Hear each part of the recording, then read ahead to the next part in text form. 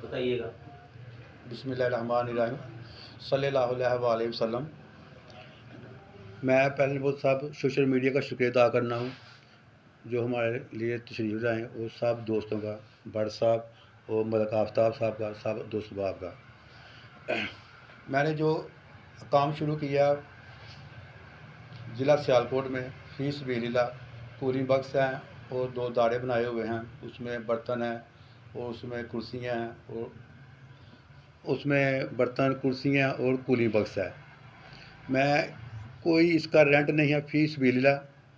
मैं सियालकोट अवाम से यही अपील करता हूँ, जो लोग सब ऐसे ही हैं सियालकोट में, ताजर बिरादरी या बिजनेसमैन, उन लोगों को चाहिए इस काम में बढ़ चढ़ के हिस्सा डाले और फ़ी सबीलिल्लाह लोगों की हेल्प करें। जो लोग सफ़ेद पोश हैं उनकी हेल्प करें। सलाबत गाँव में जो लोग, जिन लोगों का नुकसान हुआ है, उनका भी हेल्प होनी चाहिए। सियालकोट ताजर बिरादरी, ख़ास तौर पर सियालकोट बिरादरी जो बिजनेसमैन लोग हैं, उनको चाहिए इन लोगों की हेल्प करें। तो मेरा एक दोस्त है अमजद शहजाद, अल्लाह ताला उसको जन्नत नसीब फरमाए। उसने इस 2 दारों में बहुत ज़्यादा मेहनत की है, अल्लाह ताला उसकी मग़फ़िरत फरमाए। तो मंगलवार दिन मुझे गवर्नर पंजाब से मेरी मुलाकात लाहौर में हुई है। उन्होंने मेरे काम को बहुत ज़्यादा अप्रिशिएट किया, बहुत ज़्यादा शाबाश दिया मुझे। सियासत से हट कर उसने रफ़ाए आमा के काम की बहुत ज़्यादा तारीफ़ की है। मैं सियालकोट से बाहर एक आदमी था जो उसने मुझे इनवाइट किया है। अल्लाह का शुक्र है उसने मुझे इज़्ज़त दी है, उसने मुझे हौसला अफजाई की है। मेरा दिल करता है मैं इससे ज़्यादा बड़े काम करूं। वो एक दरवेश आदमी था, गवर्नर पंजाब। सियासत से हट कर उसने मेरे साथ जो गुफ्तगू की है 4 मिनट 5 मिनट, यकीन करके माने उसने मेरा इतना बड़ा दिल किया।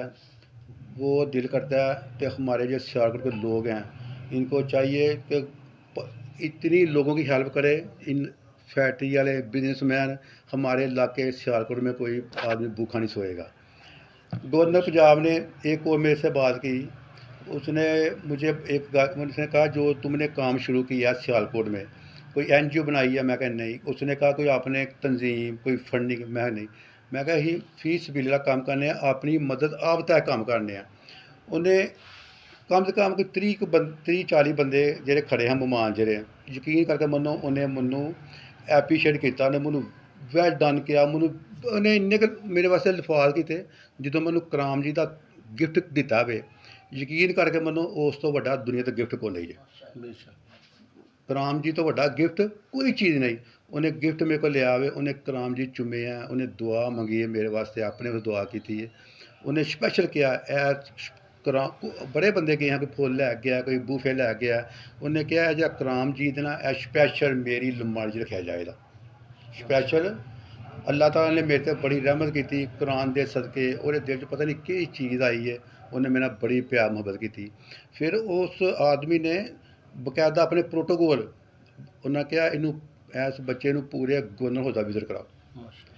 ਉਹਨਾਂ ਪੂਰੇ ਗਵਰਨਰ ਅਹੁਦਾ ਮੈਨੂੰ ਵਿਜ਼ਿਟ ਕਰਾਇਆ ਬਕਾਇਦਾ। ਉਹਨਾਂ ਫਿਰ ਮੈਨੂੰ ਗਵਰਨਰ ਵਿਜ਼ਿਟ ਕਰਾ ਕੇ ਉਹਨਾਂ ਮੈਨੂੰ ਬਾਹਰਲੇ ਜਿਹੜਾ ਦਰਵਾਜ਼ਾ ਹੈ ਉੱਥੋਂ ਤੱਕ ਉਹਨਾਂ ਮੈਨੂੰ ਰਿਸੀਵ ਕੀਤਾ ਆ ਕੇ। ਮੈਂ ਕਹਿੰਦਾ ਜਿਸ ਤਰ੍ਹਾਂ ਮੈਂ ਕੰਮ ਕਰਨ ਡਿਆ, ਦੀਵੇ ਨਾਲ ਦੀਵਾ ਜਿਹੜਾ ਨਾ ਇਸ ਤਰ੍ਹਾਂ ਬਲਦਾ ਜੇ। ਵੇਖੋ ਅੱਜ ਮੈਂ ਕੰਮ ਸ਼ੁਰੂ ਕੀਤਾ ਮਿਆਂਪੁਰ ਵਿੱਚ, ਇਸ ਤਰ੍ਹਾਂ ਜਿਹੜੇ ਲੋਕ ਨੇ ਕਿੰਗਰੇ ਮੁੱਲ, ਜ਼ਫਰਵਾਲ, ਸੁਰਗਪੁਰ, ਗੋਂਦਰ, ਇਹ ਲੋਕ ਜਿਹੜੇ ਨੇ ਬੜੇ ਗਰੀਬ ਇਲਾਕੇ ਨੇ। ਇੱਥੇ ਕੋਈ ਬੰਦਾ ਫੌਤ ਹੋ ਜਾਂਦਾ ਉਹਨਾਂ ਵਾਸਤੇ ਬੜਾ ਮਸਲਾ ਬਣਦਾ ਮੇਲ ਖਾਣ ਵਾਸਤੇ ਗਰਮੀਆਂ ਵਿੱਚ। ਅਤੇ ਇਹ ਜਿਹੜੀ ਮੈਂ ਕੂਲਿੰਗ ਬਖਸ਼ ਦੀ ਸਹੂਲਤ ਲੋਕਾਂ ਨੂੰ ਮੁਯੱਸਰ ਕੀਤੀ ਹੈ। ਮਿਹਰਬਾਨੀ ਮੈਂ ਕਰਨਾ ਆਪਣੇ ਸਿਆਲਕੋਟ ਦੇ ਲੋਕ ਜਿਹੜੇ ਫੈਕਟਰੀਆਂ ਵਾਲੇ ਬਿਜ਼ਨਸਮੈਨ ਨੇ, ਤਾਜਰ ਬਿਰਾਦਰੀ ਜਿਹੜੇ ਸਭ ਇਹ ਸਹੀ ਲੋਕ ਨੇ, ਉਹਨਾਂ ਨੂੰ ਤਾਲਾ ਤੌਫੀਕ ਦੇਵੇ, ਉਹਨਾਂ ਨੂੰ ਅੱਲਾਹ ਤਾਲਾ ਹੌਸਲਾ ਦੇਵੇ ਨੇਕ ਕੰਮ ਕਰਨ ਦੀ।